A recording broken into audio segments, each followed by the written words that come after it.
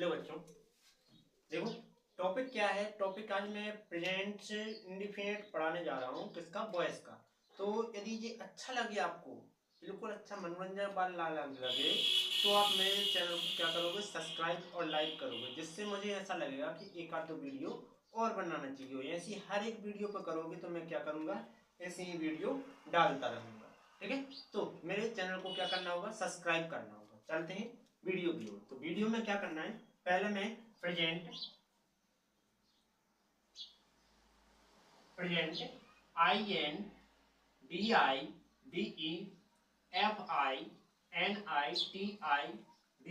Present indefinite है, जिसका क्या कर रहा हूँ, वॉइस बना रहा हूँ।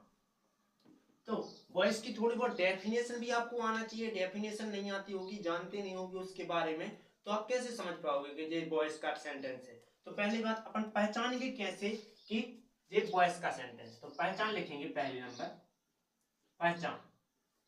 पहचान क्या होती है, जाता है, जाती है, जाते हैं आदि शब्द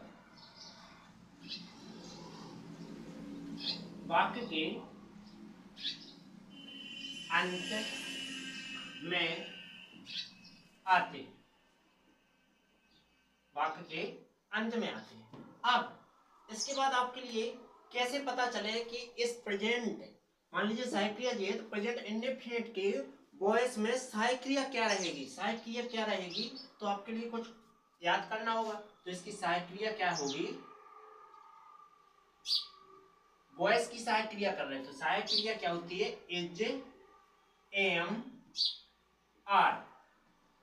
ठीक है, और वॉइस पढ़ रहे हैं तो इसमें हमेशा कर्ता नहीं होता है, कर्म बनता है कर्ता।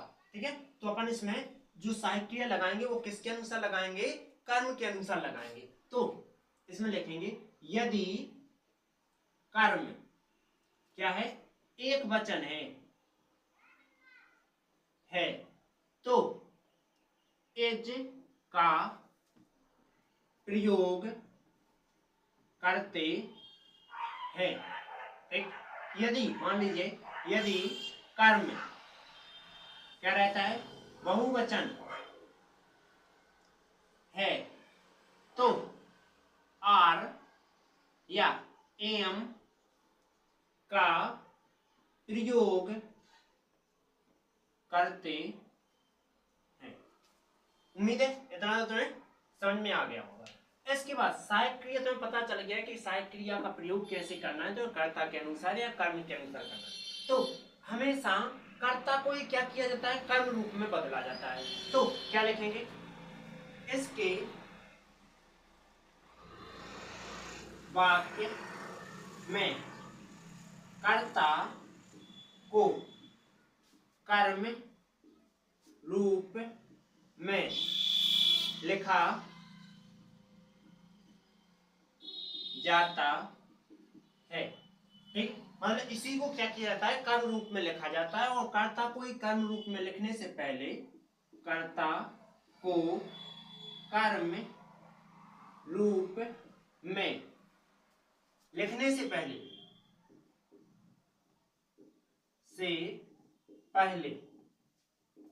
क्या किया जाता है, बाई यानी के द्वारा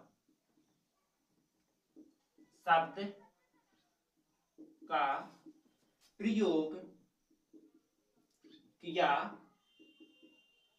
जाता है। ओके, मतलब जो शब्द है इसमें बाई शब्द का प्रयोग किया जाता है। तो हम कर्म, कर्ता की कर्म रूप लिखते हैं, जैसे ही यानी वह, इसका कर्म रूप क्या होगा, ही का होता है हिम, जो कि उसके। इसके बाद सी यानी वह, ये होता है ही, हर, जो कि उसका, उसकी। इसके बाद एट यानी यह है, ये किसके लिए होता है, एटाई के लिए। ठीक, यह होता है। नेम यानी नाम, यहां भी नेम ही रहता है कर्म रूप, नाम। ओके, इसके बाद आई यानी मैं, तो कर्म रूप क्या हो जाएगा, आई का मी यानी मेरे।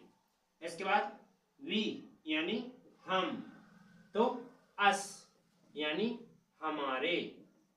इसके बाद दे, दे का क्या होता है वे यानी देम यानी उनके। इसके बाद यू यानी तुम, और यू का क्या होता है योर होता है यानी तुम्हारे। उम्मीद है इतना तो समझ में आ गया होगा।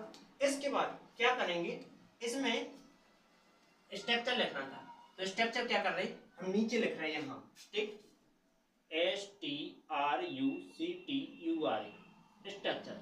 अब इसमें देखो हमने कहीं कर्म क्रिया नहीं लिखी है, तो क्रिया और लिख देते हैं कि मान लीजिए क्रिया आ गई, इसकी क्रिया कौन से फॉर्म में होती है, हमेशा पैसिवों की हमेशा थर्ड फॉर्म में चलती है। पैसिव वो रहता है, पैसिव जो भी रहे वो हमेशा क्या में होगा थर्ड फॉर्म में होगा, ठीक है। तो यहाँ थर्ड फॉर्म लगती है। इसके बाद स्ट्रक्चर क्या लिखेंगे, सबसे पहले तुम्हें ऑब्जेक्ट लिखना होगा, प्लस फिर क्या करना होगा एज या एम या आर, इसका प्रयोग करना होगा। फिर वर्ब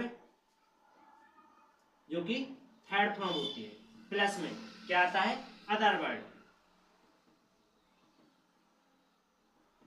प्लस में क्या होता है अदर वर्ड के बाद क्या आएगा बाय, प्लस में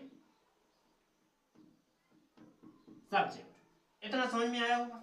इसके बाद क्या करेंगे, इसमें अपन वाक्य बनाते हैं। वाक्य समझो, वाक्य से क्या करेंगे,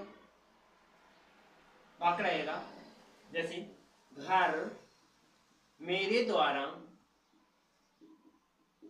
बनाया, सॉरी खोदा लिख देते हैं, खोदा जाता है। तो यहाँ क्या लिखा घर मेरे द्वारा खोदा जाता है, तो करता क्या है यहाँ करता है घर, ठीक है। तो और पहचान किसकी लगी है जाता है जाती है, मतलब कि किसी प्रेजेंट इंडेफिनिट की पहचान लगी हुई है जाता है जाती है। तो इसमें सहायक क्रिया कौन सी लगेगी एजेएमआर लगेगी। अब एजेएमआर तो तीनों तो एक साथ लगेगी नहीं, कोई एक लगेगी। एक कैसे लगेगी, एक देखो इसलिए लगेगी यदि कर्म एक वचन में है, कर्म क्या है घर, घर होता है नहीं, घर होता तो क्या होता बहुवचन होता है, घर है तो घर क्या है एक वचन है, इसलिए इज लगाएंगे तो लिखेंगे द होम। इसके बाद एक वचन है इसलिए इज, इसका खोदना डिग का थर्ड फॉर्म डग, बाई मेरे के राजे मी लगाएंगे। उम्मीद है समझ में आया होगा। अब लिखते हैं आगे, फिर क्या लिखेंगे किताबें मेरे द्वारा बेची जाती है। तो किताब को क्या लिखेंगे बुक्स, लेकिन किताबें हैं तो किताब उनका नाम है एस जोड़ देंगे, बुक्स यानी किताबें। इसके बाद आर यानी है, क्या बेचना सोल्ड, SOLD सोल्ड यानी बेची जाती है। बाई यानी के द्वारा, मेरे तो मी। इतना तुम्हें समझ में आया होगा। और समझ में नहीं आया तो आप मुझे कमेंट में कर सकते हो, जिसमें आप जैसा कमेंट करोगे कि मुझे यहाँ समझ में नहीं आया तो मैं क्या करूंगा वहीं से आपके लिए वीडियो फिर से बना दूंगा, ओके। और कोशिश करूंगा कि आगे तुम्हें समझ में आ। पहली बात तो यही कि तुम्हें समझ में आ गई होगी, यदि समझ में आ गई तो वीडियो को लाइक और सब्सक्राइब जरूर करना। और पर डे 2 या 3 वीडियो डालता हूँ, ठीक। और यदि आप मेरे लिए सब्सक्राइब करोगे और बेल आइकन प्रेस कर दोगे तो मुझे पता चल जाएगा कि आप मेरी डेली वीडियो देख रहे हो। मैं यहाँ सभी के व्यूज देखता रहता हूँ, ओके। चलते हैं अगली वीडियो की।